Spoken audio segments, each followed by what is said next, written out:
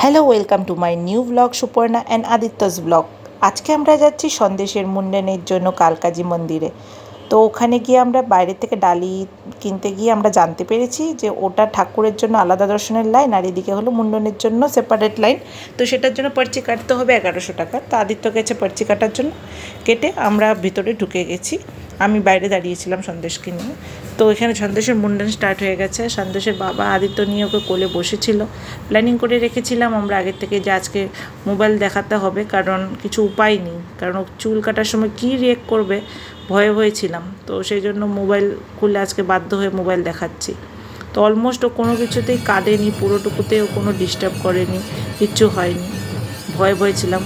খুব নাইসলিভাবে ওর চুলটা কাটা হয়ে গেছে। সে সময় ঠাকুরের আরতি চলছিল, সেই সময় স্টার্ট হয়েছিল আমার ছেলের চুল কাটার সময়, আবার বন্ধ হয়েছে ওরও চুল কাটা হয়েছে, আরতিও শেষ হয়ে গেছে। চুল কাটা শেষ হওয়ার পরে ওর কান্না স্টার্ট হয়েছে।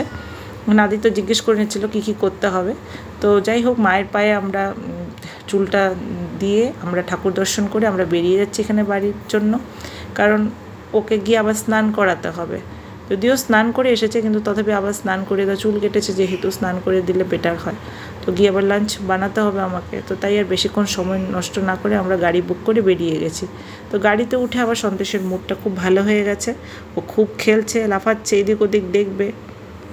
মুডটা ভালো হয়ে যাওয়াতে আমাদেরও টেনশন পুরো চলে গেছিলো সেদিনকার। তো এখানে কিছু ফটো শেয়ার করলাম বিফোর অ্যান্ড আফটার ওর মুন্ডন। তো বাড়িতে যাওয়ার পর কোনো অসুবিধা হয়নি। থ্যাংক ইউ, আপনারা এত সময় নিয়ে আমার ভিডিওটা দেখেছেন। Thank you for watching my blog. Please share and subscribe my channel. Thank you.